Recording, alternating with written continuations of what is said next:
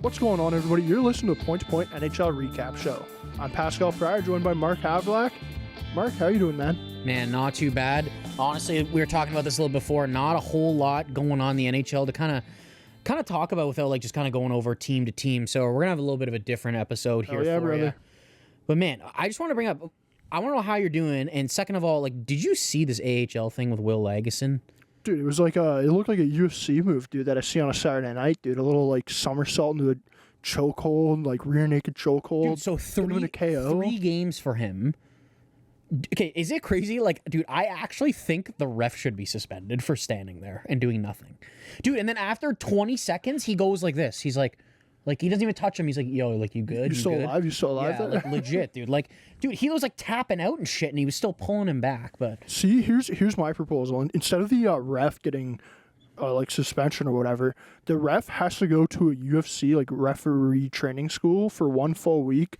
He has to fully pay for it by himself, and he like doesn't get any pay from the AHL for that entire week. Because that was a UFC move, dude. Like 100%. I really don't know why he stepped in, but yeah. I know we kind of started that off differently there. But I honestly was just like, dude, taking like as bad as the hit, like Ryan Reeves hitting Nurse in the head got more than Lagesson legitimately almost killing someone. I wonder if how much of it is like taken in that it's like because it's in the AHL and it's like AHL traditionally is more of a sort of beat 'em up. Yeah, because it's like you have a bunch of guys there that are trying to get looks from NHL teams. I get that, stuff, but it's just like the fact that they do look back on it and do give discipline, but they're like, yeah, that seems like a 3-gamer. Like, you know, that's just in that range. You know, 3 games. You know, we could have gave him 4, but you know, we'll let him off a bit. You know what I mean? It was definitely interesting to see. We got some big news. It's not even that big. There's just nothing going on right now in the NHL, to be honest. I would consider this like big news. It's decently big. Jim Montgomery, not even a full week after being fired, he's been hired by the St. Louis Blues as their new head coach. He signed a 5-year deal with the team. And basically to open up this coaching position, Drew Bannister, he was relieved of his coaching duties. Only 54 games between last season and this season he was the head coach for. So, well, and he wasn't even like he was the interim last year, for most of it, right? So what are we? 20 games, 25 games in the season. Yeah. You got first real opportunity for him to be a head coach, and didn't he end with a winning record? Like, I don't know exactly what the record was. I think he was a couple games over 500. Like, I mean, the Blues haven't obviously had a great start this year. I don't really know what their expectations were going into the season. Honestly, I think probably internally they're thinking playoffs because they did make a lot of moves. Like, I would say the Blues were I don't want to say one of the most active teams, but I would say like they were up there. They made more moves than they didn't. You know what I mean? They definitely tried to shake up the roster a bit with the offer sheets, like bringing in the Joseph brothers, Texier, like getting some depth there. Like, you know what I mean? So, obviously a very surprising, a surprising move. Jim Montgomery, I believe his wife is from St. Louis. He's got connections there. He was an assistant coach there as well before I think he left for Dallas, and then the whole thing happened where he had to go to rehab, obviously, and came back, went to Boston. And so, I mean, I think St. Louis was probably like a team he was thinking about if he ever was let go. But one interesting fact, dude, I heard this on 32 Thoughts. So the Leafs lost. We could make this about the Leafs. The Leafs lost to the Bruins Game 7, I believe it was on May 9th. Drew Bannister was promoted from the interim to the head coach on May 11th. So do you think I think that if the Bruins lost Game 7, Montgomery might have been fired and he would have been their head coach then. I think he's been on the radar ever since, dude, and I think this is kind of like an opportunity where like they're just like, we can't pass this up. You know what I mean? Like, maybe he doesn't know if Bannister's his guy. And maybe that's why he just kind of went with him and was like, I just don't know if he's going to be our guy. But, like, it's like if someone becomes available, I'm going to do it. Like, dude, ballsy-ass move. You got to kind of give credit, though. But, like, dude, Jeff Merrick made a point on Chicklets this week that kind of makes sense. It's like, dude, this happens with players all the time. It's like, dude, you think about this summer, okay? The Devils, their second pairing defenseman, or last year was John Marino on the right side. They knew they were going after Brett Pesce this summer. They traded John Marino away. It's Yep. kind of the same thing, man. So, Yep. but it's different because it's like there's only a certain amount of head coaches. Like, you know what I mean? It's bigger news. But, I mean, he's proven that he can win, man. And it's like, dude, Boston, for them, it's like they want to get over like this kind of hump they're in where they're getting out early in the playoffs and they want to try and win before Marchand retires. With the Blues, dude, it's like they've missed the playoffs. They just want to get back in the playoffs right now. And it's like Montgomery has shown he's got a regular season success. So, like, to me, dude, this is a real no-brainer move. Like, honestly, I think this is going to benefit the Blues a ton. Without a doubt, it's a no-brainer move. When you look at Jim Montgomery and what he did with the Bees, like, yeah, outside of the playoff success, they didn't have a bunch of playoff success. But the other thing is, like, when you look at the teams that they were going up in the playoffs, like, outside of that first year loss to Florida, was there really one playoff series that they lost where you're like, yeah, they should have won this series? Well, no, and he's only been there for 3 series, right? 2 against Florida and then 1 against the Leafs. I mean, they had the first part of that series against Florida when they blew it, but then they blew it, right? So it's like that's all the Bruins care about. I mean, it's a bad start. It's a scapegoat move for Don Sweeney and co. in Boston, but I mean, for the Blues, like, they're just trying to get back into the playoffs, right? So I think this is a good move for them, to be honest with you. Does this change your mind at all of like the Blues getting actually into the playoffs this year, or not at all? Not whatsoever. I'm looking at Maybe this, more for the future though, like maybe more for the future. But even when you look at them in the future, like, I don't think this team is getting too much better over the next few years because most of their, like, they don't have a bunch of prospects. They don't have a bunch of great right? prospects. Like, They've got a couple good ones though. Like, I think Snuggerud's going to make an impact I like there. him. I think Dalibor Dvorsky's going to come in. Stenberg's not bad either. I think they have some pieces. It's like they don't have a great prospect pool, but it's like these guys can kind of come and fill in the lineup. Kind of like a guy like Jake Neighbors just came in and been actually a very good, effective player for them. You know what I mean? he's getting run over by Rempe. I don't know if you saw that. Yeah, that was something else, right? But like, man, it's like I kind of agree. I don't think the Blues are getting in, but like, I wouldn't be shocked at all if like they got in next year. Like you know what I mean? If they made a couple more different moves and it's like a full season with Montgomery training camp, it's like I could see them getting in, dude. Like, they're not a terrible team. They're not a terrible team. I just don't think they're a really good team. Like, they're in that mid pack, right? So for me, yeah, they're a team that's in that mid pack. Some years they're going to be a little worse. Some years they're going to be a little better, right? Like, when you look at that division, you're going up against the Jets, the Stars, the Avalanche. Throw the Wild in there now as being one of those top dog teams. So, like, they're not getting in the 1, 2, 3 spot in their division. If they're getting in it, it's in a wild card spot. And the wild card from year to year, it's right. Like, one team has a team has a good year, they get in. A team has a bad year, they might not get in. It's so there's such a difference in year to year and what teams that are getting in just with having those wild card spots there. That for sure I could see the Blues getting in next year or even the year after in a wild card spot. Like, this year, I just think it's a little too stacked right now for them to come back and get in, because if they're getting in, that means the Avalanche most likely aren't getting in. And honestly, I think the Avalanche have a better playoff hopes than the St. Louis Blues, but I agree with you. I like this hire for them. They clearly are really thrilled about bringing Jim Montgomery in, because not only did they fire a coach that hasn't coached a full season in the NHL, hasn't even coached a full season's worth of games in the NHL, but they also signed him to a 5-year deal. And for a head coach, 5 years is a pretty lengthy contract, it's a very long right? time, right? Which is also partially why I think Jim Montgomery was so quick to take the job. It's like, if you're getting 5 years thrown in your face, like, how do you not take that, right? And I think the thing with them too, right? Like Alex Steen is taking over that GM role in a couple of years, and I think that's a guy too that, like, Steiner was coached by him a little bit too, right?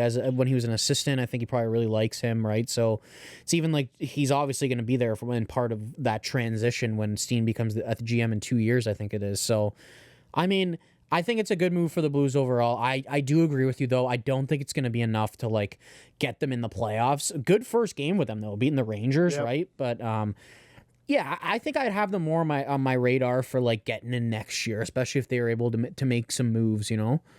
Let's move on and talk about the team that St. Louis just beat, New York Rangers. They've been not the greatest so far this season. They currently sit 4th in the Metro Division with 25 points. And over their last 10 games, they have a 5-5 record. Mark, does anything need to change with this team, or is it just keep on going how things are, and it'll Yeah, get they better. kind of seem like I don't really know the answer to that, man. Like, it seems like they've been kind of keeping this core intact for quite some time now. I don't know if it's kind of ready to change. Like, you saw obviously that the names Kreider and Trouba kind of came out about trades. I don't know, the Kreider one I was a little bit surprised about. I don't know. Like, I feel like I just feel like he's a very effective player on like a very good contract, to be honest with you. And it's like, yeah, he's probably like underachieving a little bit this year, but it's like he's got 9 goals still, right? Like, I don't know. It's like I don't think he's been playing that bad. Like, it's probably maybe to light a little spark under him, maybe as well. I'm more or less like, if there was names to be put out there, it's like Trouba. Okay, I get it. Like, he's 100%. He's going downhill, dude. He's playing on a third pair. Like, He's making a fair bit of money too. How are you getting rid of that fucking contract though? Like, you're eating up like close to 50%, I think, for teams to consider it, unless they're sending a bad contract back. But then it's like, why are you even taking a bad contract if you're the Rangers, right? So, honestly, dude, if I had another name on there, dude, like, I think I'd be shopping Zibanejad. I'm not 100%, man. convinced that, like, 100%, I am not convinced that he can lead you to a cup. And look, he puts up points. Yeah, dude, I don't think he drives offense at all. I think he's more of a secondary piece that is kind of fishing these power play points. Like, honestly, a lot of people are impressed with his two-way game. I'm not that impressed with his two-way game. I don't really think he's kind of got that dog in him when it comes playoff time.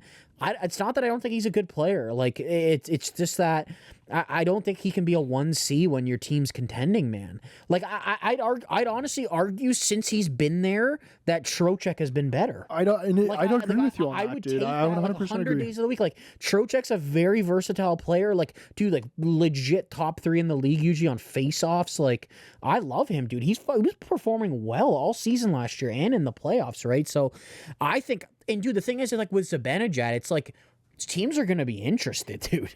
Like, it's not that teams aren't going to be interested in trading for him, right? Like, you got to give up something good to get something good, right? So it's like, I don't know, man. Like, I think you just go the route of trying to shop one of those guys. Like, who else do you think could potentially be, like, on the move? So for me, the Chris Kreider talk, I'm not getting that, because the guy's a goal scorer, which is one of the hardest things to do in the NHL. One of the hardest things to find for a player that can do that in the NHL is, right? Like, when you have a goal scorer on your team, you don't trade those type of guys. For me, Mika Zibanejad, I agree with you. I think he's the odd man out here. It's like Trocheck. I don't think he's a 1C, but I think he's a really good second line center. Yeah, oh yeah. I don't think Zibanejad really does enough, man. Like, he doesn't drive a line. He doesn't fully drive a line. When he's on the power play, it's sort of sitting. He's got a great one-timer. Like, but he can shoot the puck. He's got a lot of good traits about his game. This isn't about him not being a good player. It's about him being a lot better than probably a lot of people think he even is. And it's like, dude, like, you can't tell me you haven't noticed in the past, like, I would say 8 to 10 months, where it's like, dude, this guy's taking a huge dip, man. Yeah. And it's like, when have we noticed Mika Zibanejad, like, at his best? Like, dude, there was a couple times where it's like, bro, he's scoring like 11 goals in like 2 weeks. Yeah. Remember? And it was like, what is going on? This guy's so underrated, this and that. And it's like, dude, you look at his point total for the season, he's like around a point per game. And it's like, well, dude, he got like 14 points in 2 games or something. Like, you know what I mean? Like, if you even it out after, it's like he's not even like down that great of a pace either. So I don't know. I've personally always felt that he's always been a little bit overrated. Has nothing against him being a good player. It's just that people are thinking he's like close to top 10 center in the league. And I'm like, dude, you gotta fucking step back, man. Dude. Like, sure, he can be an effective player for like periods of time, but you know who else is a really good player for periods of time? Patrick fucking Laine, dude. Like, he comes out sometimes and he's the best player for a month in the league, and then it's like he falls off a cliff. And it's like, I'm not comparing the two, but it's like you can't be having similar. Yeah, and I agree. Like, you can't be having a guy that's streaky like that being one of the more relied upon guys on the team. Because like, when we're talking about the New York Rangers and offensively, Panarin's their guy. Yeah, there's no debate in that. And then when you talk about their second most relied upon, it's probably him. Maybe you can make an argument that Kreider is relied upon. Laugh is getting into that conversation argument now, for right? Laugh as well, but it's like, a guy that is your second or third most relied upon forward, he's too streaky for me to be that. Because when you get to the playoffs, too, players that are streaky players are already going to be more streaky. That's a good point. It's not doing any good. That's a good point you bring up, because if you think about it, you're right. It's like it's Panarin, and then it's like your expectation is it should be Zibanejad. Yeah. And then it should be Kreider. But the problem is it's like it's probably been Trocheck, and then now it's probably been Laugh. And it's like you're getting good progression from Laugh and Trocheck, who are really good players, but it's like you're not getting that same that's not progression, but that same stat line and that same play from like Zibanejad. And honestly, I wouldn't even argue Kreider, man. I like Kreider a lot. Like, I can't lie. Like, dude, if he's actually fucking available, dude, like, I think a lot of teams are going to be interested. Any team that needs $6.5 goals. million. Yes, he's in early 30s. Dude, he's pretty good two-way. He's fast as fuck. He will play in front of the net. He does a lot of shit, dude. And it's like, yeah, he's not a first-line player. And, like, that 50-goal season, yeah, it was probably a fluke. You know what I mean? But it's like, dude, he's a consistent, like, he could score 30-plus goals. He's tough. He's fast. Everything I just said, it's like, dude, I think, like, if he's actually available, easily 10-plus teams are calling. When I see Chris Kreider, I see a lot of an older Travis Konechny. Like a guy that's a bit undersized on the wing, pretty feisty player, a little bit smaller. And it's like, are you even concerned that he's in his early 30s? It's like, dude, he skates, like, fast. Like, who cares? Like, well, while we're still talking about trades a little bit here with the Rangers, let's move on to the big part of this podcast. Let's get into the fun here, Mark. We're going to be doing a little bit of armchair GM right now, so I'm basically going to explain this and set this up. I have some mock trades that I've written down here ahead of time. Mark has some that he's come up with. Basically, the ones that I'm saying, I'm trying to trade a piece of my team to Mark, and Mark's the other GM, and we're sort of going to see how this goes and see if we can come to any nice little deals here. So the first one I have written up here, Mark, Trevor Zegras, right? We all know he's sort of on the trading block. He's been talked about a fair bit. So I got Trevor Zegras and a second-round pick to the Columbus Blue Jackets for David Jiricek. So as the GM of Columbus, I guess, with getting rid of Jiricek, I mean, I'm pretty intrigued by that. I think it's a pretty solid offer. I think bringing in a guy like Zegras to Columbus would probably spark things up, even gets more eyes and attention on him. He definitely needs a change of scenery. I don't know, though. I feel like I want a little bit more. You want a little bit more? Yeah. And I don't think I'd want like a substantial amount. I think I'd maybe be looking for a first. I don't know if they would. I don't know if Anaheim would do get rid of Zegras in a first. I know I'm on you that, like, but now I'm thinking of it on your side. You know what I mean? So I think I would probably just want like another young player, or like even like a third or something like that. Like I don't know. It is a pretty fair offer, and I feel like if that trade went through, it wouldn't be like this is bad. It's a very similar trade that you're proposing for Jamie Drysdale and a second for Cutter Gauthier. Yeah. It's a very similar proposal and a trade that Anaheim was involved in. For me, the way I'm sort of looking at this is like Trevor Zegras, he doesn't really fit in Anaheim's. When we look at Anaheim's future, like I don't think he really fits in there in that forward group. I think he's sort of going to be the odd man out. I also think it would do him pretty well to get a change of scenery here. And then on the other side now for like David Jiricek, right? Like this guy that's been up and down for his entire career so far.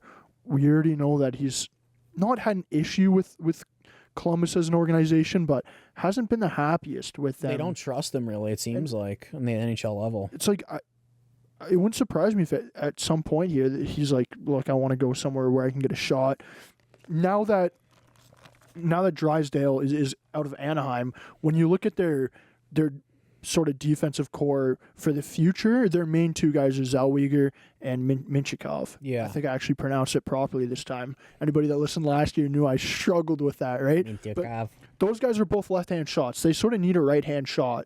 Oh, yeah. In that D-core, which is why I think David Jiricek would fit well. Honestly, as the Anaheim GM, I'm not really giving up Zegras in a first, especially considering that first is going to be within the top 5. Yeah. I do Zegras a second and a third, maybe.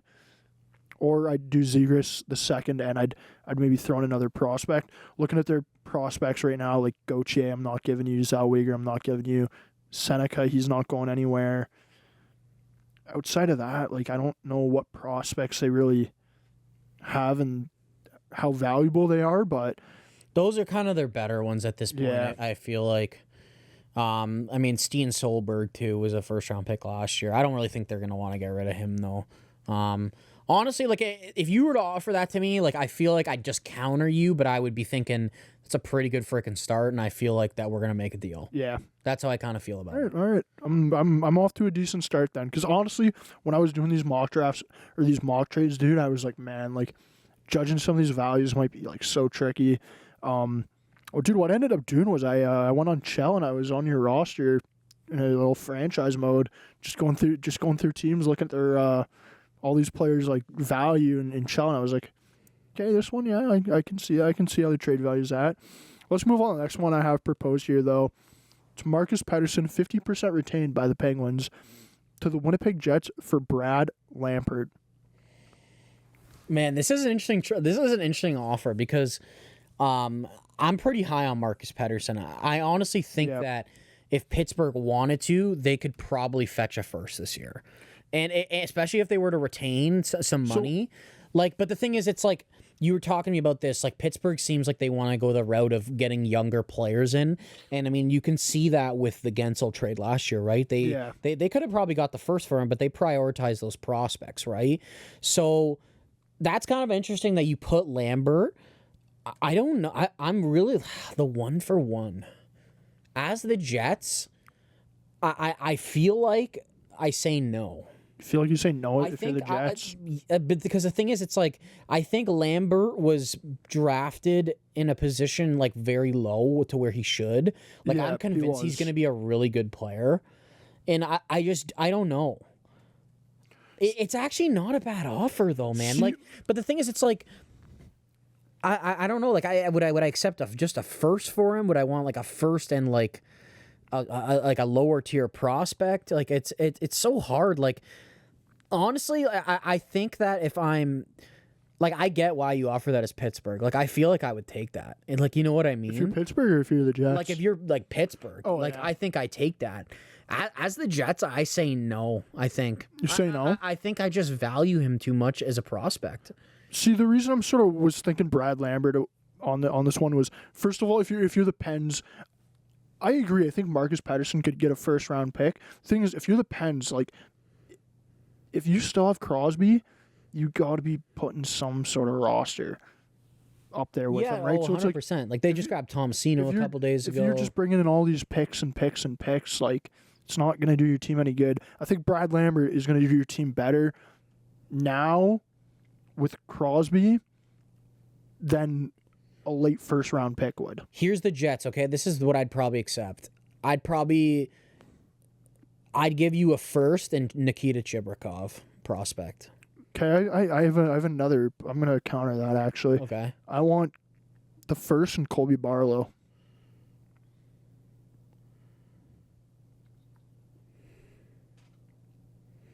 I think he's too good of a prospect for it to give a first as well. What about a second and Colby Barlow? Yeah, I think I would do it. A second and Colby Barlow? Because personally, I would say I think Lambert's their best prospect. I would say it's there. Barlow. Now that McGroarty's gone, honestly, dude, I like at this point now, like you could do Barlow, even maybe Jaeger. See, funny enough, I was looking at when I was doing this. Dude, just trade, give Jaeger back, dude. Dude, when I was looking at this trade, I'm like, hey,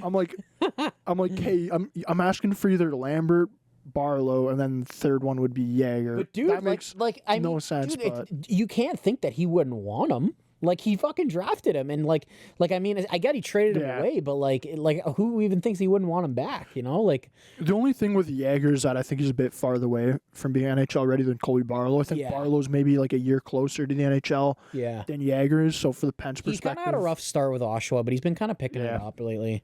But yeah, Colby Barlow. If I was the Pens, Colby Barlow in a second, I'd still be happy with that. You're getting a guy that's a future top six forward.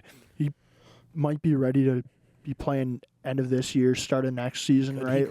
I don't think he could get a shot this year technically with being in the O, but like Dude, yeah, I wouldn't be surprised if he made it out of camp next year, to be honest. I wouldn't be surprised either. And then Even Lambert, too, for sure. for the Jets, I'm just looking at their roster. The one thing they're sort of lacking a little bit is a left-hand shot defenseman, right? Like, you got Josh Morrissey. He's great. But after that, it's Fleury, you got Sandberg. Honestly, Sandberg is having a really good season, but it's like, bro, I'd love to put him down to the third pair. And have Pettersson on the... Yeah. And, oh, dude, that's a really good spot for Marcus Pettersson. I think 100%. Your top four would be a mix of, like, Dylan DeMello, Morrissey, Neil Pionk, and Pettersson. I think that'd be a great top four for the Jets, who are looking like they're going to be pretty big buys here coming to trade deadline time. Let's move on to this one. This one is where it gets spicy, man. I was risen up, as the children would say, with this trade. I'm the Anaheim Ducks. I want to do some more business with you, Mark. I give you John Gibson for Darnell Nurse and a second-round pick. I'm Edmonton here? No money retention whatsoever. I'm Edmonton? Yep. Yeah. So I'd give up a second and Nurse. Dude, I'd take that in 2 seconds. Take on 2 seconds? I think you're crazy for even offering that. I think Anaheim would be crazy offering that, dude. To take on fucking Darnell Nurse, dude? Dude, Gibson has like 3 years left on his deal. Nurse has got like 5. He makes $3 million more. Like, dude, if I was Anaheim and I taking that on, I would be like, start with a first. Start with the first? Fucking easily. Even with Gibson in the deal, dude. Like, I think Nurse is like, wouldn't you argue they're almost like, they almost bring the same amount of value to like their teams? Like, Gibson at this point, like, I'm not saying he's a backup goalie, but it's like, he hasn't really proved a fucking lot recently. Like, you can say whatever he plays on Anaheim. Well, dude, if you look at Lucas Dostal's stats, he plays on the same fucking team. Yeah. So I'm tired of hearing the shit that he plays on a bad team. And yeah, your stats do get deflated on a bad team, but when you have a goalie on your team that's doing good and putting up good stats, you can't tell me that it's on the team. Like, you know what I mean? So it's like, I'm not very high on Job Gibson, to be quite honest. Neither am I. I'm really not at all. It's a very interesting deal swapping the money. I just think that you're taking on $3 million more for 2 years more. Like, that, to me, that's easily like adding a first. I wouldn't, like, for Anaheim, it's like, what's the fucking point, like, of just taking this contract on with a second? Like, yeah. I don't know. I don't see the point in it. Like, see, for me, this one was a hard one doing, because it's really hard to judge John Gibson's trade value right now. 100%. Because of how, like, at one point we were talking about this guy as like, man, he might be a top 5 goalie in the league at some point. Yeah. Like, we were saying John Gibson. For a couple of years stretch, he was playing amazing. And now we're talking about him where he's the backup on the Anaheim Ducks, making $6 million plus a year and he's still got a couple of years left after this season too. So it's like, the other thing too is he's a goalie as well, and it's like, when you look at the goalie market, especially that with what happened this offseason, like, I don't think the goalie market is quite what it's at when you're trying to get returns here. So I was more looking at it like, honestly, it's a swap of shitty contracts and then Anaheim's getting a second-round pick. Because to be quite honest with you, I think I would accept Darnell Nurse a first and a second. First and a second? Yeah. See, dude, it's like $9 million is a lot of fucking money. It is. Like, you have, like, the thing is, it's just like, as Anaheim, like, you have to intrigue me. Like, just getting a fucking second-round pick, it's like, okay, like you know what I mean? Like, I don't know. I think if you're getting rid of a contract that's that substantial, dude, and like Anaheim's also gonna look at it and be like, dude, like Edmonton, like, dude, like that $3 million, like, they fucking need that. Like, yeah, they don't have cap space, man. Like, that's the luxury of it, right? Like, I don't know. Like, I think people don't realize like how valuable cap space is, to be quite honest with you, dude. Like, it's so freaking valuable. Like, yeah, if I was Anaheim, maybe maybe coming back and asking for a first. I'd be curious to know what everyone else thinks about that, though. Like, am I crazy for saying like a first and a second? Like, I don't think it's that nuts because it's just like I think especially if you're taking on another bad deal, like you have to be intrigued. Like, you know what I mean? Like, if they had the same amount of years on their deal too, it would be like different. I feel, but like, I don't know. That's why I was very confused with the Kemper Dubois deal because it was like Kemper's not really playing well, but like.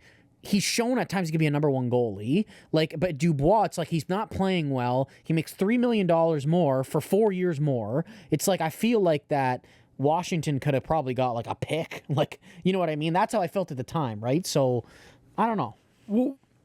We'll have to see. Honestly, this one could become somewhat true at some point because John Gibson, he was asked if like he would be willing to move his no trade if it meant a trade to the Oilers, and he was saying he'd be willing to do that, basically. So, like, we could see John Gibson in Oilers one thing is, though, you never know with Anaheim, though, if they consider it, like, if they actually are getting rid of Fowler, and it's like maybe they want to bring another guy in, like, you know what I mean, with experience, and, like, yeah, he makes way more money than he should, but, like, I mean, cap space also isn't their problem, like, you know what I mean, until they have to start paying all these guys, but, I don't know. That offer you said, I like... If I'm fucking the Oilers, I think I'm accepting that in 2 seconds. Okay. Dude. And what we'll do is if you're listening right now, go in the comments and write what you would want if you were taking on that Darnell Nurse contract. What we'll also do is on social media, we'll put up a poll on Instagram. So dude, like I need to know. Take a look at Instagram. Like I need to know if like my thought process behind this is nuts. But like, I'm just trying to portray like this is what I'm fucking thinking. You know what I mean? Like that's fair. Let's move on to our next one. This is a guy we've already talked about, David Jiricek. Honestly, I think his time in Columbus is coming to an end. I might be crazy for thinking this, but I don't think he's happening with trading him everywhere. I don't think he's happening with the organization, man. No, like he's not. This guy called him out less than a year ago, and he just got sent down again. Like this guy can't be happy. Well, but you know what the problem was last year, though, dude? They told him to like get a house in Columbus, dude, and then they sent him down. Like I'd be pissed too, dude. Like come on, like you told me to get a house in Columbus. The fucking housing market's going up. Cleveland now? It's gone up fucking 5%. I would have making half my return on this house if I bought a house. Would you imagine now he's just renting it out and making bank? Seems like you're gonna thank us now. So the trade I have though for him, it's David Jiricek to the Sabres, 1-for-1 for Bowen Byram. So I'm Buffalo. You're Buffalo here. Yeah, I think I'm doing that. Think you're doing that? Yeah. Yeah. I think that brings in a right-handed defenseman, something they don't have. I think he's a big guy. The only problem is like he's probably not really going to get a huge chance to run PP1 or PP maybe a fucking general, dude. The other thing too is Buffalo looks like they might be in a wild card race here. Dude, I love it. I hope they get in, man. I'm hoping they get in too because I look like a genius. No, they've been at the buzzing end of the day, lately, dude. They won all 3 games in California. Like, dude, you can say whatever about those teams. Like, you need to beat those fucking teams, dude. Yep. Like. They're on a pretty good stretch here. Tage Thompson's coming back too, dude. Like they did all that without him. Yep. Honestly, dude, Ukko-Pekka Luukkonen's playing some really fucking good hockey. He's a good goalie. Yeah, like their defense isn't the greatest sometimes. You know what I mean? So he's been bailing them out. The only thing is, like, I think I take the risk if I'm the Sabres and do it. I say fuck it. Like I don't think that I think Byram is like he's more NHL ready right now without a doubt. Yeah. Oh, 100%. Byram's an effective player, and it's like. He'd look pretty nice on Columbus, I feel like, too. Like, I feel like he'd be... He's obviously not going to be that anchor guy like they got Werenski, but... I think, too, because personally, I think Provorov is out the door this year, too. So it's like... I think bringing Byram in, it's like, dude, fuck it. Even put Provorov on the right side. I don't give a shit. Yeah, even with Provorov there, Byram is the 2D on that team. Yeah. I think it would benefit Byram as well, too, because, like, when you look at him, he's probably best as a 2D on a team, right? So it's like you're playing behind Werenski. Werenski's going to be getting those harder matchups. Yeah. You can be a little bit sheltered. We're on Buffalo right now. It's like he's our third D, and There's no difference to his situation in Colorado. This is what no one is realizing. There's no difference. He went into the same situation. He's playing in behind 2D that are better than him. And at least in Colorado, one of them was right-hand shot. Exactly. Where here in Buffalo, both of them are left-hand shot. Yeah. So I honestly think it sort of works out for both teams. Well, this and trade. they've been doing like a rotation of like all three of those guys have played the right side at points too. And it's like, to be honest, it feels like Dahlin was the one that can do it the best. You know what I mean? Like Power was on that offside for a bit, and now he's back on his normal side, and he looks pretty good. So, I think I'm doing that, dude. Yeah, I honestly, this is a trade I think works really well for both sides as a 1-for-1 trade. It's fucking interesting, dude. Good proposal, dude. Thanks, man. Thanks, Good dude. proposal. I was, dude. I spent some time on these, man. I was on Cap Friendly, being like, You're like, shit, they're $300,000 over the cap. I can't request this. so for the John Gibson one, dude, I was like, man, can I find a way to do John Gibson and Cam Fowler for Darnell Nurse and like Savoy and like a pick or something? But I'm like, man, That's like chaos. I'm like, dude, if I do that, that's like fucking 50 million contracts in one trade. It's I need to hire. You're like, they're $27 million over the cap. I'm like, man, I'm gonna need to hire like a financial guy just to fucking run these mock trade financials for me. Let's move on to this next trade. These next two are gonna be a little bit different, just because it's like both these guys have 1 year left on their contract, and honestly, I think there's going to be multiple teams in on these guys. So the first one here, Michael Granlund. It's a bidding war. Like, what is the max you would give up for this guy? Okay, so Michael Granlund is actually a guy that I have on my trade side, like that, a guy that I have potentially giving up a move. Do you want me to just say like what I think, like what my trade would be, like more or less? Like, what would your trade be if you were a team? My spot for Michael Granlund is Carolina. Okay. I think that they could use some more scoring. He's playing really well. I don't think they have a bona fide 2C.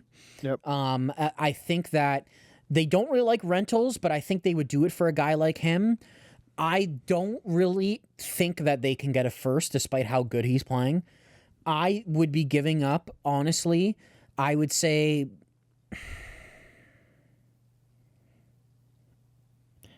I'm thinking about this, dude. I'm sorry because I didn't write it down. I would give up probably a second round pick, and I don't know, like maybe Jackson Blake. That's interesting. If I'm San Jose, that's definitely intriguing. Because like I want to say like Jackson Blake is coming in as one of their best prospects. He's actually having a pretty good start. Yeah. I don't really know if Carolina would like be willing to give him up. Like they seem to like their prospects a lot. That'd be more of a question that I'd be asking you. You know what I mean? As like you being Carolina's GM. But I think how good Granlund's playing right now, I think easily a second and Blake. Honestly, dude, even say if I'm Carolina, like if I'm San Jose, I feel like maybe even a little bit more. Like, if you're not doing a first, like, even, like, a second, a third in him, I don't know. Like, what do you think? Like, do you think he could catch a first or no? For me, I honestly, part of me thinks he could catch a first because when you look at him, dude, like, this is a guy that a lot of teams that are going to be buyers at the trade deadline would love to have on their third line to add a little bit of scoring, right? Yeah. It's like, realistically, do I think he's a player that should be going for a first round pick? Honestly, no. I think he's more like a second and a B tier prospect. Okay.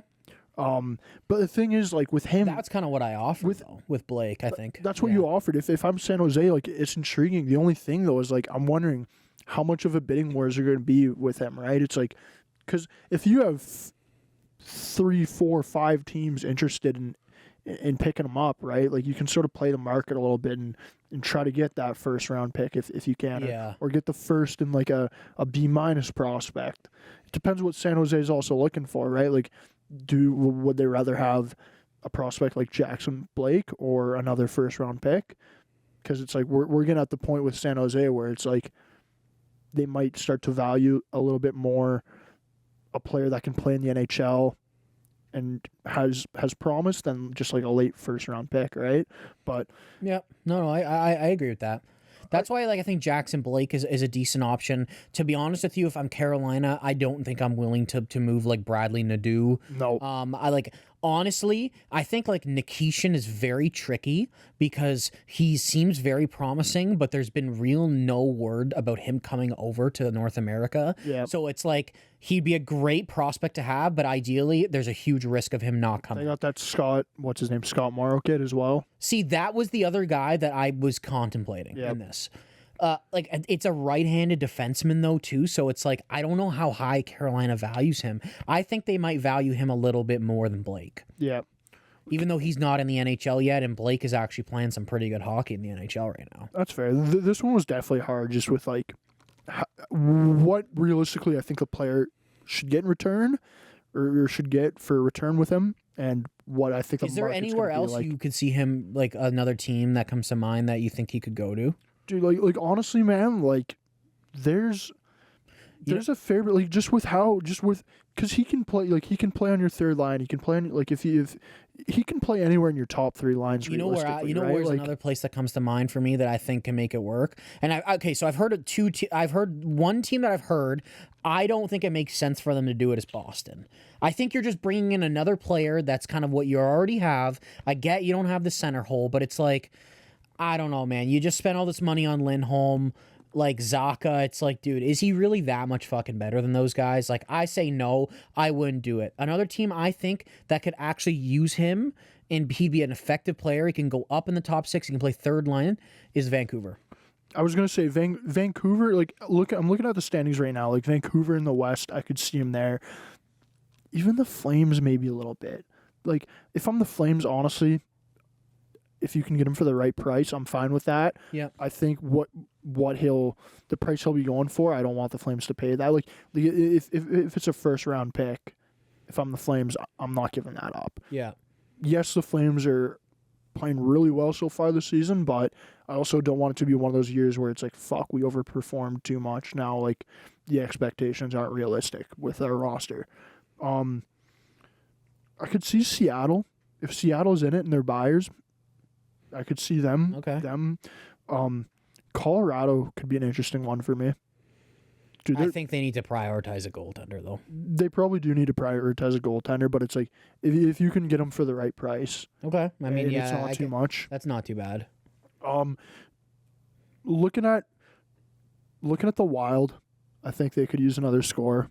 The thing is, they have had him before. I don't know how they feel about bringing him back, to be quite honest with you. But, I mean, they'd be a team that could use a depth piece like that, kind of. And then, yeah, looking at the East, I don't think anybody really in the Atlantic would be too in on them. If Boston wanted to pursue it, but I don't see the point. I could see Boston being on him. Honestly, for me, dude, this might come back to bite me in my ass, but I don't think the Bostons should be or will be buyers at the trade deadline, dude.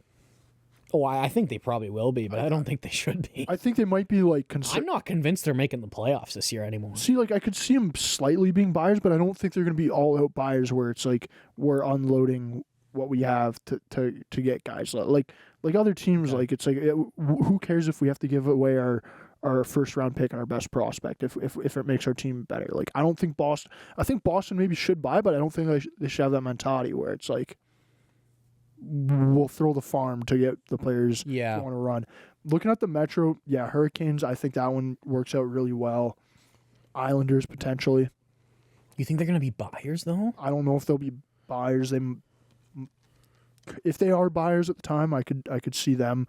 I don't know, man. Who fucking knows with the Islanders and the Lou, dude? Like, we're all like, man, this team's not good. They got to go into a rebuild. Lou Lamoriello was like, rebuild, you said? Bo Horvat. Yeah. Bo Horvat. He's going to solve all our problems, yeah. Let's move on to the next trade I have. This is another little bidding war one. Brock Nelson bidding war. What are you giving me for Brock Nelson? Okay. For your team? Brock Nelson, dude. I have one place for Brock Nelson, and this is the only place I've been thinking about for him. I think this guy's okay. I don't think he's 100% getting traded because, like you said, with Lou, you don't fucking know. Yeah. You might get a 7-year extension. Okay, here we go. Brock Nelson is going home. He's going to the Minnesota Wild. I think this is a perfect fit. Yep. I think this bumps Marco Rossi down to third line, which is a playoff run. I'll take that. Brock Nelson has scored 30-plus goals consistently. Yeah, he's probably one of the most slept upon scorers in the NHL. So if I'm the New York Islanders, I am asking you for a conditional second-round pick that becomes a first-round pick if they make the conference finals. Hold on. Say that again. You lost me at conditional. Okay, if I'm Lou Lamoriello, Yeah. and I'm trading Brock Nelson, I am asking for a conditional second-round pick that would become a first-round pick if the Minnesota Wild made the conference finals. Okay. I'm asking for Liam Ogren, who's currently on the team, and I'm asking, I would take a lower-tier prospect. My thought went to Carson Lambos, who's in Iowa right now. He's a former first-round pick in the 20s, I think, a couple years ago. Yep. Honestly, hasn't really panned out to be that. Probably more of a potential 4, 5, 6 guy in the NHL. I think that I'm prioritizing the players because, like you said with Lou, it's more they want to be in contention, get a young player back, but like also you need to get a potential pick here. Yeah. I wouldn't go I think it's a bit much to premature ask for a first with those prospects, but I think It's a rental. I think if you go on a far enough run, to be honest with you, I love the condition things always. I think there should be more of it in trades. To be honest with you, You do? I do. Dude, if you watch my trades later, a lot of them are fucking conditions and retention salary and stuff like that. How many hours? How do you feel about? Okay, what were you gonna say? Sorry. I was gonna say, how many hours have we sat here trying to read the conditions on the Flames? I still Habs don't even pick? know, dude, what's going on. All I know is if you guys get first overall pick this year, we get your first next year. I know that 100%. Yeah, that's the only thing I know. You guys are making the playoffs, I think. Yeah, we're making the playoffs. Sadly. Okay, so if you are Bill Guerin, so I'm offering you a conditional second that becomes a first if you make the conference finals. Fuck it, I'll even retain a bit of a salary if to make it work. You know what I mean? I want Liam Ogren and I want, let's say, Carson Lambos. Yep. What do you want that deal? Because to be honest, dude, I think that it's worth it because I think if you acquire him, dude, there's a very high likelihood he's re-signing. Yeah, the only thing though is that he's getting a bit up there in age now, so it's like he probably would re-sign with Minnesota, but you're not gonna. It's not like you're getting a guy that's like the Elias Lindholm, where it's like if he does re-sign, like he's signed an 8-year deal. Like Brock Nelson, I think he's 33 or 34. So I mean, like, okay, I don't know, like he's 33 years old. He re-signs. I think he re-signs probably like a 3-year deal. at like 5 or something. 3 years at $5 million. The thing with Minnesota is like, honestly, I'd rather give up the first than Liam Ogren, dude. Really? I'd rather like if I'm Minnesota and I can do Carson Lambos and a first for Brock Nelson, I'm doing that and keeping. See, Liam but I Ogren. think that's more than what I even like offered you. Like I feel like for sure as Lou you take that. Like a first and Ogren? And no, first and Lambos. Oh, first and Lambos. And if I'm Minnesota, like Ogren's not, and he's not in negotiations. I don't know. That may make me change my mind a little bit. Because it's like for Minnesota, when you look at their defense, you got Faber, you got Spurgeon, you got Brodin, Yeah. and then like you got Zeev. That's going to be coming up at some point. Yeah. You got Kiviaru. Like a lot of people, like not too many people talk about Kiviaru too much, but like this is a guy, man, that like 2 years ago was the projected first overall pick in this last year's draft. He was right? Like, for quite a while. he fell a fair bit too. Like we thought he was going to go like maybe end of the first, in the second round somewhere, but so you got Faber, you got Bouillon, you got Kiviaru, you got Spurgeon there, you got Brodin there. Right now, it's like. There's no real place for Carson Lambos on this team. No, there isn't. So I feel like as Lou, I probably would take it still, even though I'd want Ogren, because I think that Lou would probably just go out and trade his first for something else. yeah, I'd turn his first into. You know what I mean? So like I think I would take that as Lou, but like decent offer though, you think, as giving Brock Nelson to Minnesota, like even the original one. I think you. Like it's a good starting point, I think. You know what I mean? I think it's a good starting point. For me, the reason I'm saying if I'm Minnesota, I don't want to do the Liam Ogren is just because basically from the research that I was doing today, it seems like Liam Ogren is pretty high up on some people's like prospect list. Yeah, he's a good player. For Minnesota. But here's the thing though, dude, with Minnesota, like they even value Husnudinov more. Like I think the Islanders would probably even try to go after Husnudinov.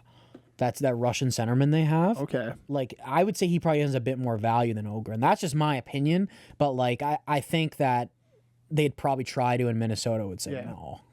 The other thing with Minnesota is, like, it's going to be interesting to see how much buyers they really are, because it's like, they also, when I talked about the Flames having that, like, I don't want them to have that false reality of, like, this is what this roster should be capable of for the next few seasons. It's like, for Minnesota, they're having a phenomenal season, but it's like, I don't want their management or fan base also to be like, we're full on buyers. Like, this is our. I'm going to be honest with you. I completely disagree with you. You think this is their cup window? Well, okay, no, I don't think they're like good enough to compete. But this is what I think. Okay, one, not that their expectations to win the cup. I think you got to say fuck it with Fleury is on the team in his last year, and if you're in a good spot, you go for it. Two, you're trying to convince Kirill Kaprizov to stay on this team. Yeah. And I don't know. Like, it's like, I think the more that you try to show him that you're going to be good. But, dude, you have to realize that this team has been strapped by a $14 million cap hit that has there's no players involved with this cap hit that are on the team, right? So it's like that money is freeing up next year. Like it's like, dude, if they get a good fucking playoff run in, like, you don't think that teams or players that are free agents would be interested in playing there? Like, I at this point, dude, like, I had these guys out of the playoffs. I think I said they were coming in last in their fucking division. Yeah, we might have been there. But, like, at this point, dude, like, I'm convinced that this team's probably going to be good moving forward.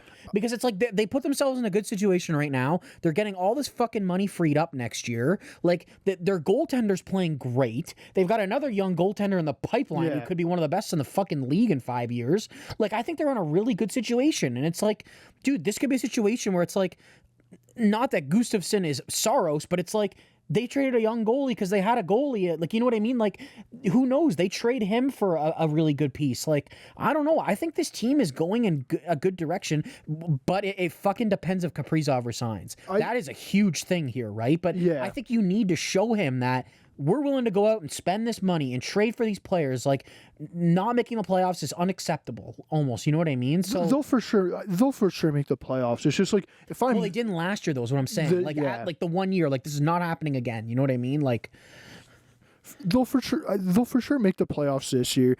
I agree with you. I do think that, like, they should have a winning mentality, but I just don't want them to be like sell the farm, because it's like, look at the Leafs, right? It's like the Leafs, I think, like, looking back in hindsight, dude, I think they sort of rushed their rebuild a little bit. Okay. Where it's like, if they kept some of those prospects, kept some of the money they had, things might have changed out differently. It could have changed for the worse, but they haven't won a cup, basically. Mm-hmm. So it's like, when you look at Minnesota, you mentioned Wallstedt, like, you still have him coming up. You have Booyam, Keviaru. You have this Ogren kid. You have the other kid that you mentioned, right? Like, Konstantinov, they still have some pretty decent talent coming up on the way. Dude, honestly, you don't even mention Danila Yurov. He's a good fucking prospect too. Yeah, he's probably one of their best prospects. Like, you know what I mean? So, and so it's like you have those guys coming up. You're also still going to get some growth from Matt Boldy and Marco Rossi. Like, Marco Rossi's having a pretty good season this year. Weirdly enough, do you hear they're talking about, like, it seems like they don't really like him that much and shit? I don't fucking know why, man. Yeah. But, like, I do think Minnesota, like, do what you can to make this team better, but also, like, don't go out there and overbuy. That's just my thing. Fair. I'm all for them getting better. Like, I don't think they need a fair though, but I think that like Brock Nelson's actually not a need for them, but like, bro, like, some depth down the middle, dude. Like, fuck, like, sure, Rossi's probably playing like a top 6 forward right now, but like, if you're able to put him down on the third line, dude, and give him easier matchups and shit, like, I don't know, man. Like, I'd be enticed by bringing in Brock Nelson, dude. I'd for sure do Brock Nelson. Just don't give up your, like, first round pick in your top 2 or 3. Yeah, no, that's fair enough, yeah. Let's move on to the last one I have here, and then we'll get into some of yours, Mark. This one, we all know it's not going to happen, but I'm just manifesting it. That's why I'm saying it here in public and on the podcast. Sidney Crosby to the Colorado Avalanche for Callum Ritchie and a first-round pick. So I'm the Avalanche? You're the Avalanche. I'll take that in 2 seconds. If I'm the Pittsburgh Penguins, I'm taking that in 2 seconds as well. You know why? Why? They're going to do... What are they doing with Crosby? They're going to get James Haggins this year with Sidney Crosby. Dude, I think Keeping him that's- around, like keeping Crosby. Bro, you need to realize that you're gonna have Sid for 3 playoff runs. And I don't want to hear the argument that he's 38, dude. He's still playing like a 1C, dude. Like an elite 1C. Like this is what I don't think people are realizing. It's like he's old, but like, bro, imagine having Sid for 3 playoff runs, man. Okay, make it a first and second then. Make Dude, it. I think multiple You firsts. think multiple firsts? I'd still give up. Like, honestly, dude, I'd be like 2 firsts, Richie. Honestly, I'd probably even. See, if it's Sid retained, then yeah. If it's unretained, then Dude, honestly, like, you can even take, like, fucking Sam Girard, dude. yeah. That's Seriously. That's a good one. Sam Girard, Dude, honestly, Callum if Ritchie. I would be like this. Honestly, this is the one where I'd love to hear someone else's take, because it's like, dude, you have a total. It's the whole age thing that makes it hard. You know what I mean? Like, okay, here's another one. Not that I think he's gonna get traded. Okay, you are Carolina. Okay, Yeah.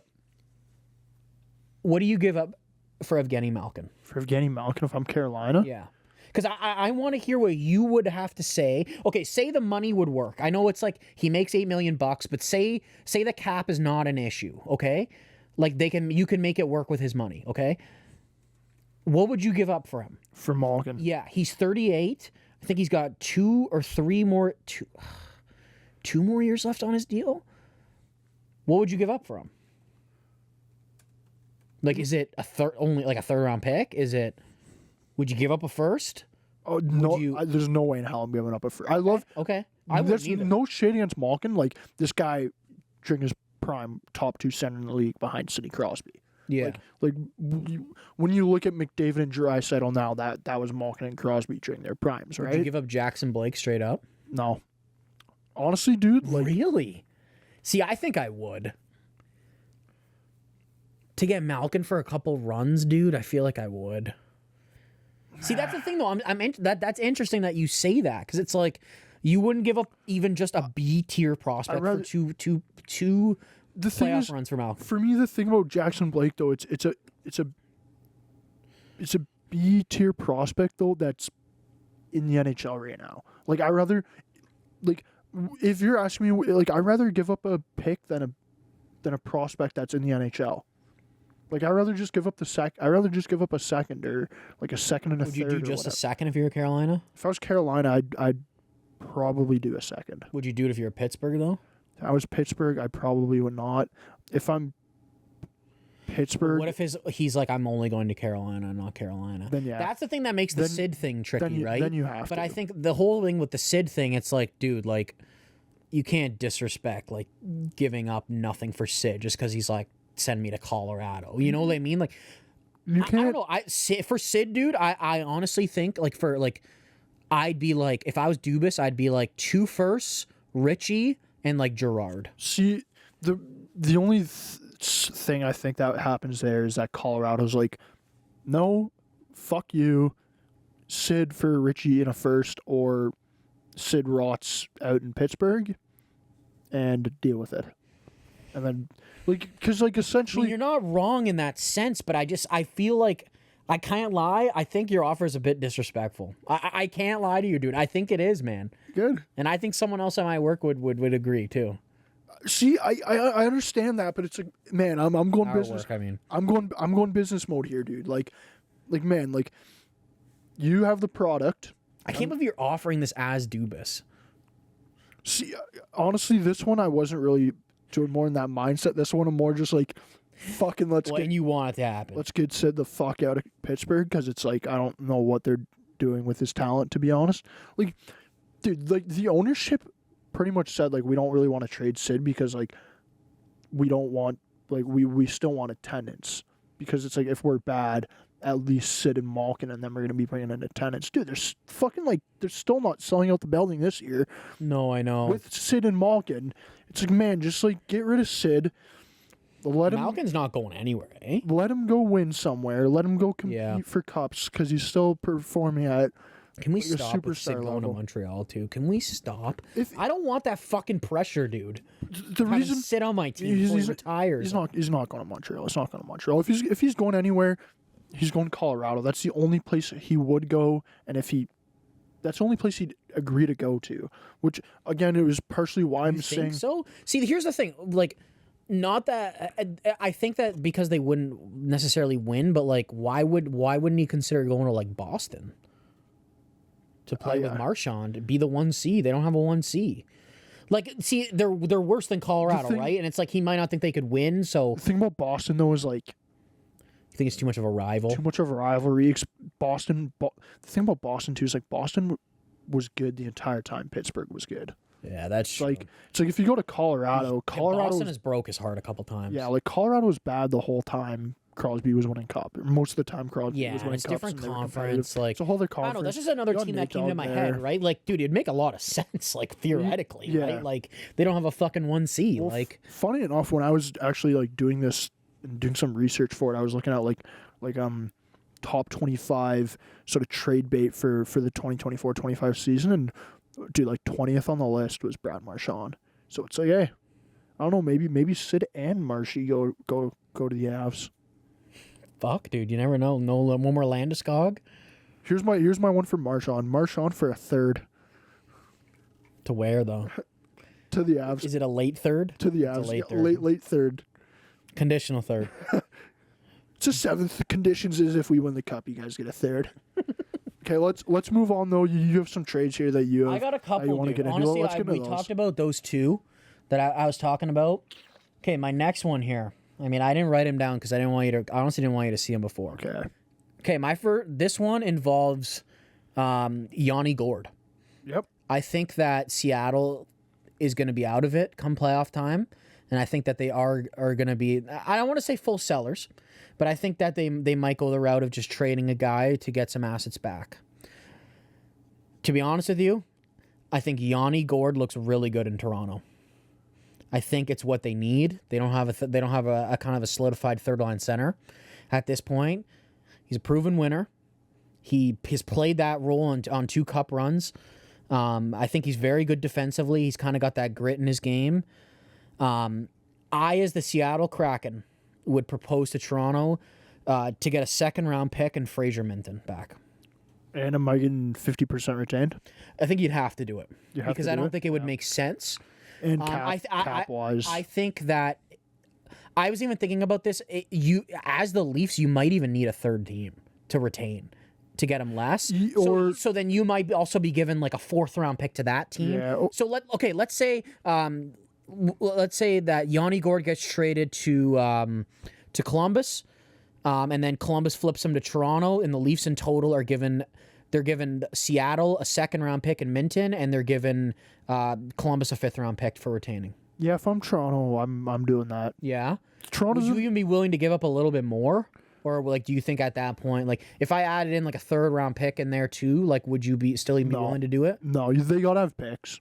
Yeah. Because it's like, you look at the Leafs, yeah, they're in win now mode, but also you still want to have some players coming up, because it's like, when you look at the salary cap in the NHL, teams that have good players on rookie deals, like that, you know how much that helps out, because those rookie players aren't making over $1 million a year. Like you can't have all 12 guys in your forward group all be guys that aren't on rookie deals or aren't on some league mill deals, right? So it's 100%.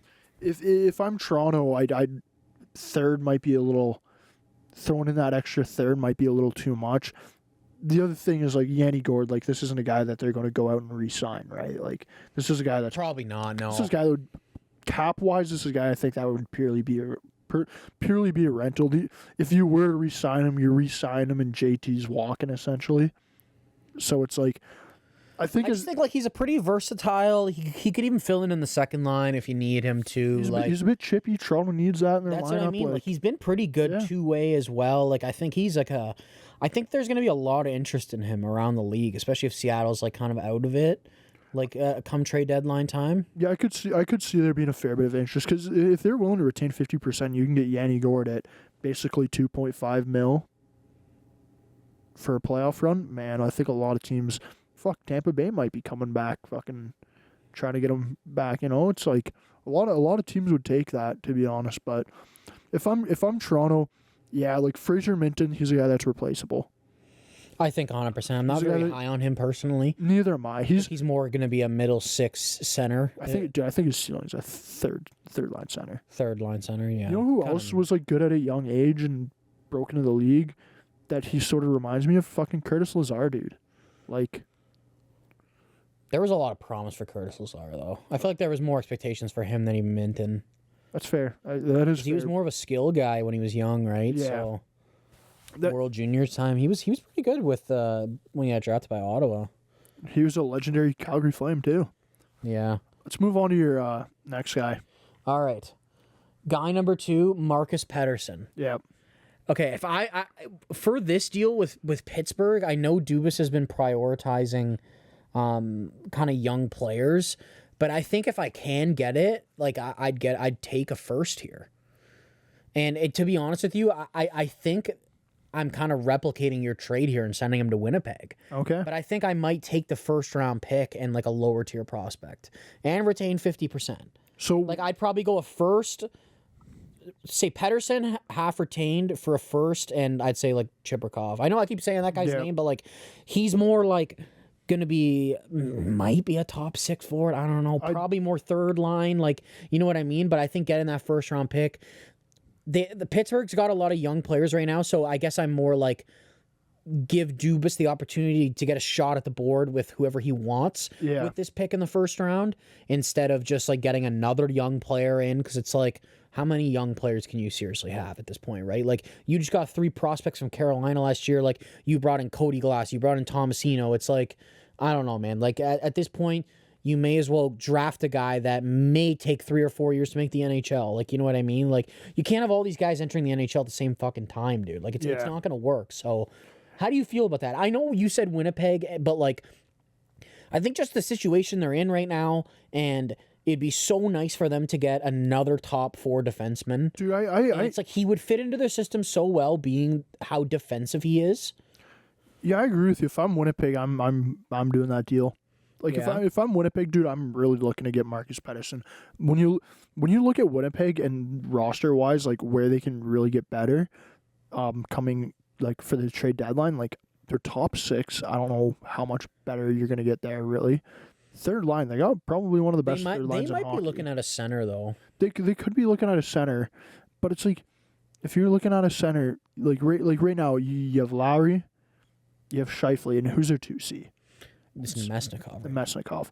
Maybe you probably could upgrade there, but it's like I'd rather take that left hand shot defenseman Who's solid who's defensively. solid defensively.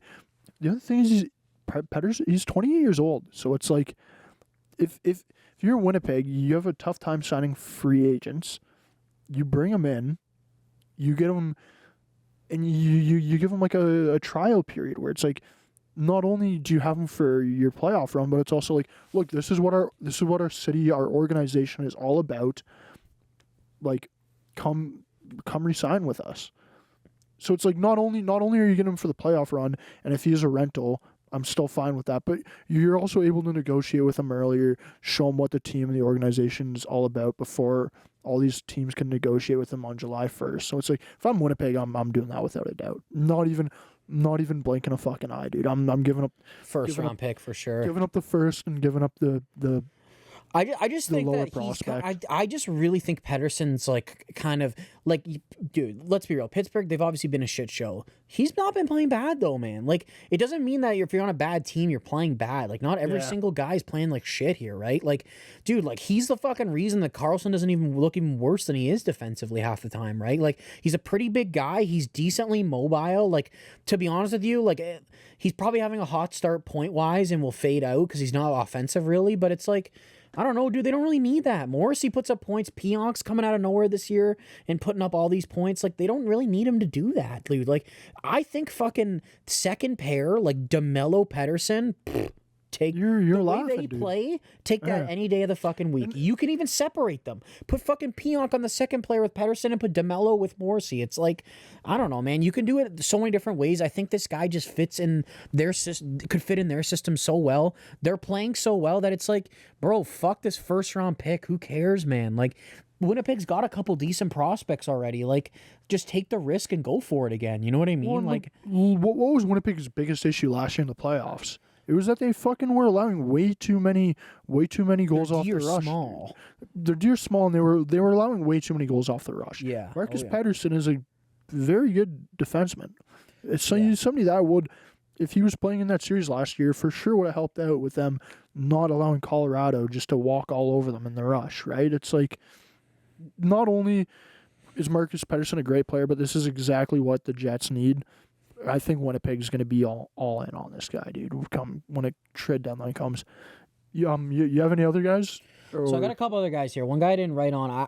I got a David Jiricek trade too, actually. Okay, here. let's hear this, dude. We're just thinking alike this pod. So, I think there's a good possibility that he ends up in Nashville. Dude. I think that Nashville's trying to, they're trying to make a move to shake things up. I think they're still in. I've talked about how I still think they're in a good situation, like overall team wise, even if they don't make the playoffs. I think one of those 3 first-round picks comes into action this year. My proposal as Columbus's GM to Nashville is Tampa Bay's first-round pick in this upcoming draft and Tanner Molendyk, who was a first-rounder a couple years ago. He was drafted in the early 20s, I think in 2022. He's playing for the Saskatoon in the WHL right now. He's an incredible fucking skater, dude. I honestly don't even know if Nashville would accept this with it being another first round. Like, you're giving up a first round pick and a guy who's drafted in the first round, right? Yeah. So you're basically almost giving up. It is a later first round pick, though. Yeah, that's the thing. So what do you think about that as the Columbus Blue Jackets? If I'm Columbus, that's definitely intriguing. See, my thing is it's that he's a top 5 or a top 6 pick, right? You're basically giving up for a higher first round pick. You're giving up like 2 lower ones, kind of. Yeah, so it's similar to that. The only thing if I'm Columbus is like forward prospects right now. They're looking pretty good, right? Yeah. Like you got Lidstrom, you got Kent Johnson, you got. Dude, I can't even think right now. But like you got Cole Sillinger. Like forward wise, they're looking pretty decent for the future. I think it's more their back end where they're sort of lacking some of the prospects. Like you got Werenski, who right now who's phenomenal, right? There's no question mark about him, but like he's not getting towards the end of his career, but he's not a young guy anymore, right? Like he's not this up and coming guy anymore. He is what he is now. He's gonna be. He might even, quite frankly, ask for a trade at some point. Yeah. So it's like the only right now, like your defense for the future is sort of gonna be built around Jiricek. I don't know if I'd feel comfortable trading him away unless I'm getting a guy that, without a doubt, is gonna be for sure like a first pairing defenseman, or for sure a top 6 forward, right? It's like Molendyk, he probably will be a top 4 defenseman. Do you think he'll be a number 1 at some point, though? No. Or a number 1 pairing guy? I personally, no. I could see him being like, I'm more on the side that he's going to be like a good number 3 kind of. That could probably run a power play as well. Yep. But I think you're also getting that first, right, in the deal too. So that's what I think is intriguing about it. See, I would. See, the thing is, they have Matejchuk too, right? Yeah. That's another thing. I'm not convinced Werenski's going to be there to like the end of his career, though. Oh, same. So it's like I'm kind of thinking towards that too. The other thing too is you got to consider he's also a right-hand shot Jiricek, right? So it's like there's also that factor, which sort of like if I was Columbus, honestly, I think I'd come back and I'd say I want your guys' first round pick and Molendyk. And Molendyk? Oh yeah. Oh, dude, oh, yeah. No.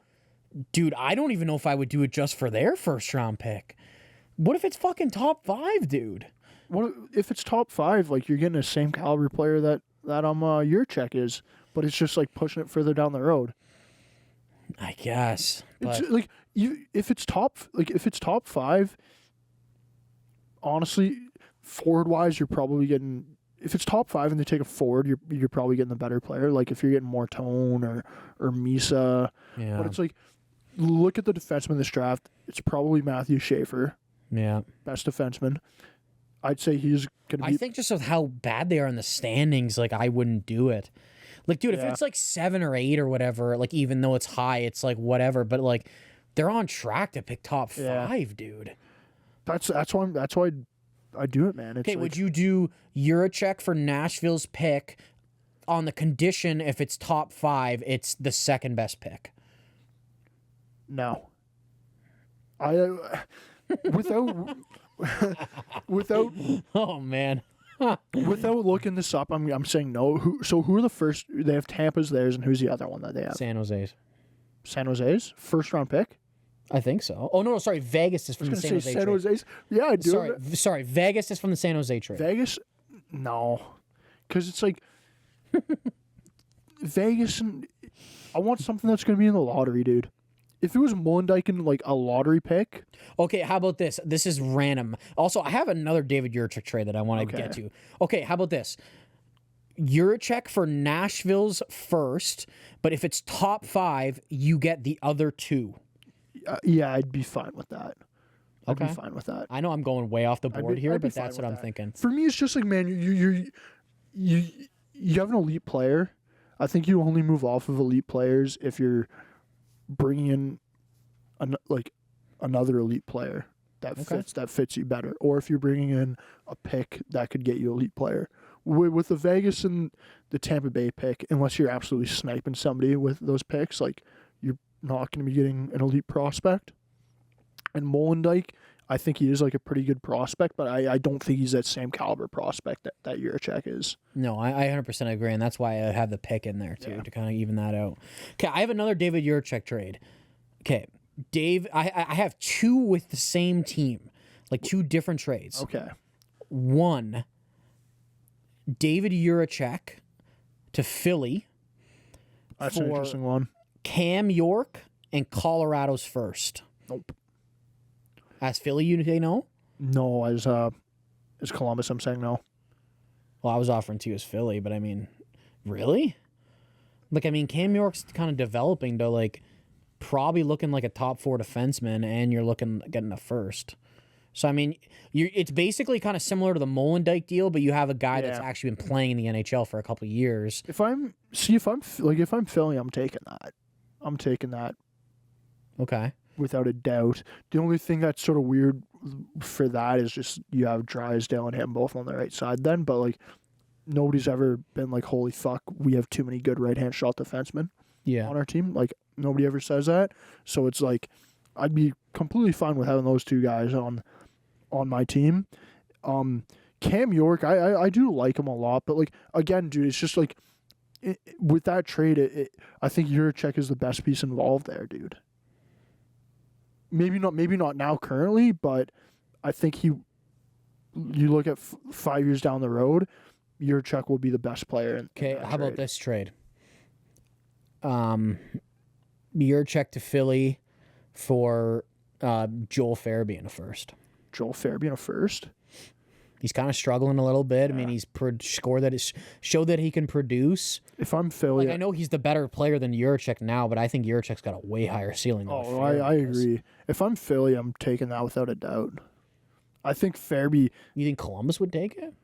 Columbus, I don't know, man. You're adding in a guy that could be like a top 6 scorer.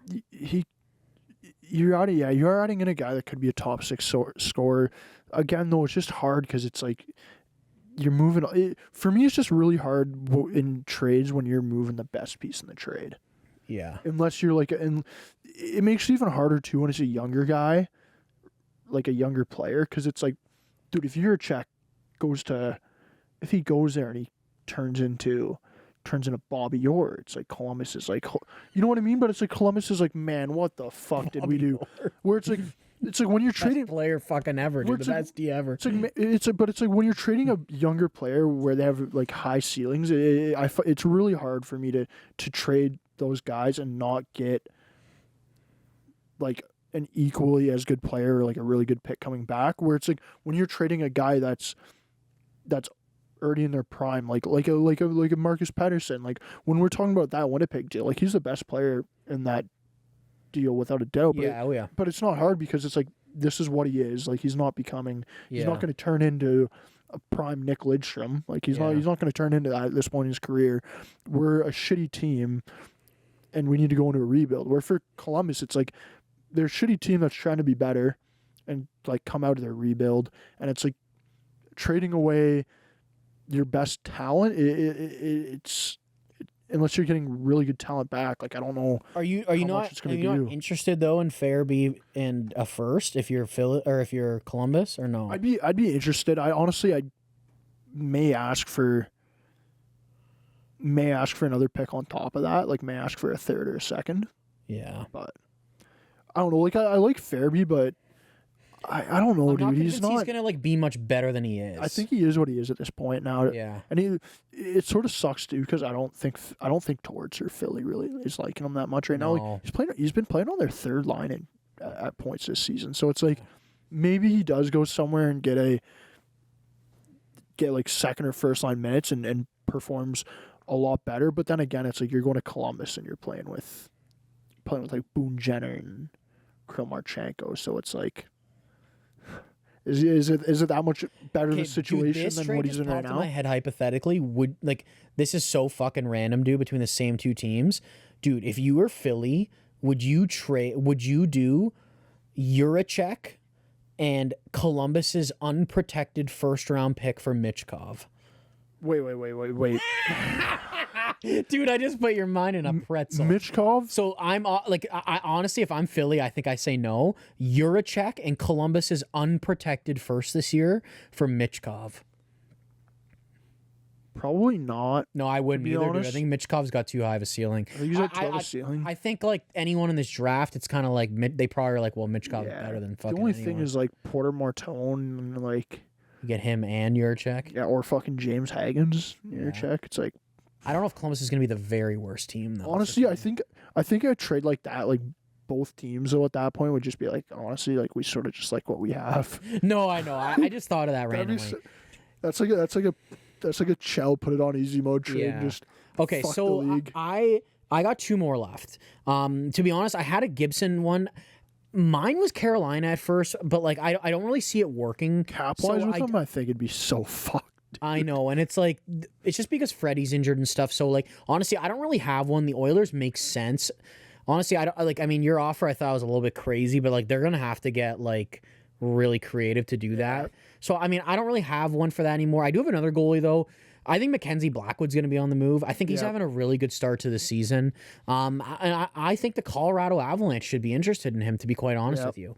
My offer to the San Jose Sharks is prospect Mikolai Gulyayev. He was a first rounder a couple years ago. And I would say a conditional third round pick that could probably become a second if they make the conference finals. Yeah, I'm willing to do that if I'm the Colorado. Sharks? If I'm both teams. If I'm Colorado, I'm doing that trade.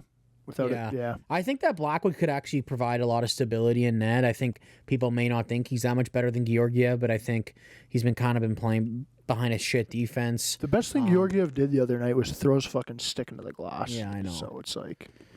Yeah, and I think it's getting to a point where you kind of got to make a move. Colorado might be interested in Gibson too, but I mean, that's going to be really hard to make the money work, right? So I think Blackwood's just kind of a good option, not making a lot of money. Yeah.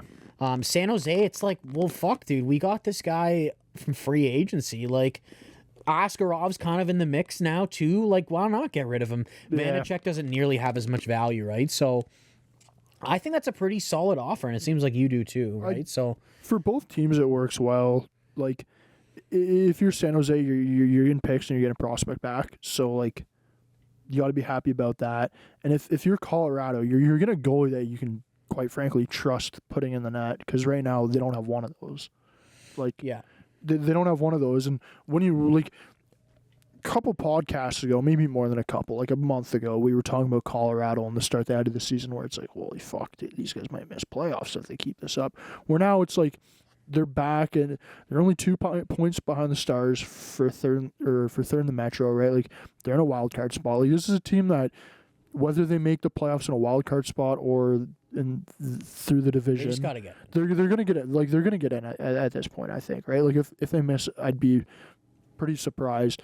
But it's like you need a goal if they want to win rounds and actually want to run though. They need a goaltender because like while at this rate they may get in, most likely they're gonna get in and get bounced in the first round.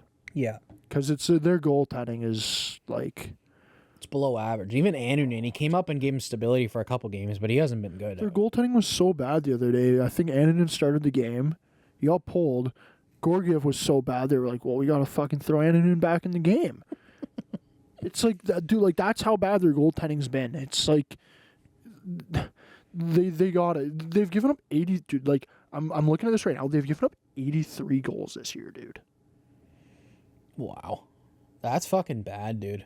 How many have they scored? They've scored 75. But it's like, okay, looking at this.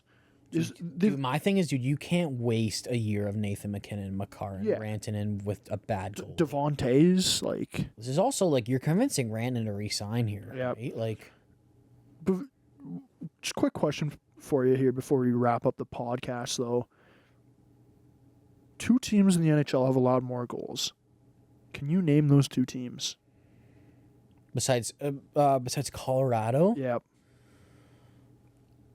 I think Montreal, 100%. Nope. Are you serious? Nope. I mean, yes, I am serious. But nope. Nope, they have not allowed more goals. They've allowed 80, so it is close, but...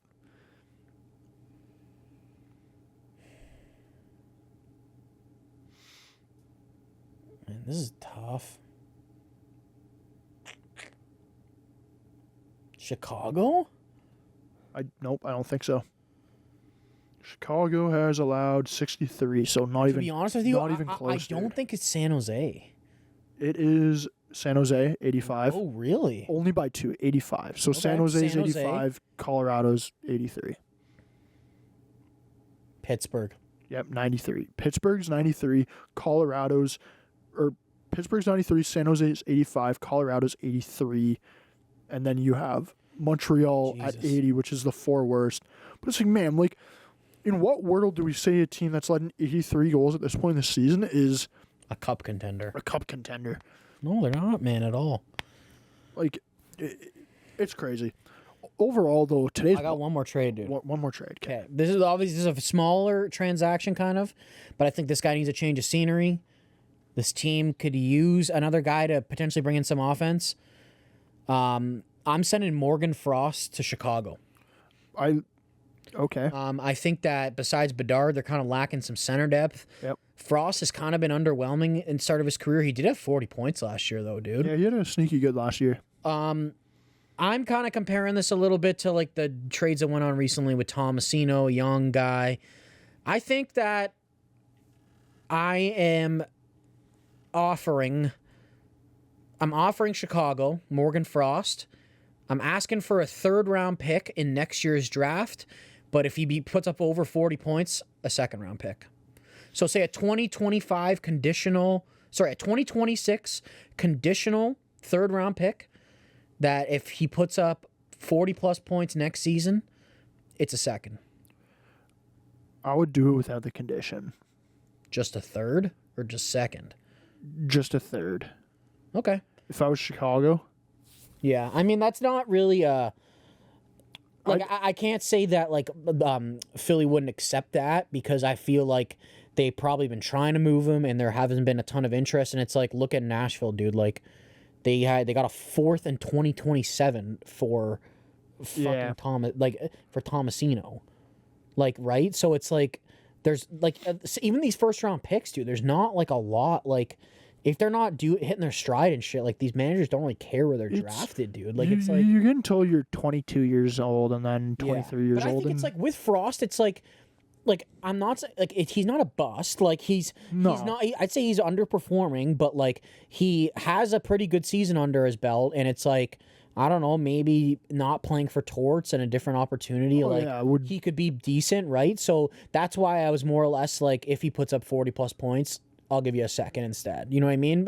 But, like, I think as the Flyers, I'd probably take a 3rd. Yeah. I think Chicago's third. Like, I think I would take it. Oh, Chicago's third. And if I was Chicago too, like I wouldn't do the second because the second is a bit too much, especially Chicago second. But it's like a third. Even if you had to throw in like a third and like a fifth or third and a fourth maybe. But it's just like I don't know, like a second round pick. That's Chicago's second for Frost. I like him as a player too, but I don't think he's going to be over like a 60-point scorer ever in his career. No, like, I don't think his ceiling, I think that's his peak, if anything. Yeah, I think his absolute ceiling is like a second line, third line scoring, second line type of player.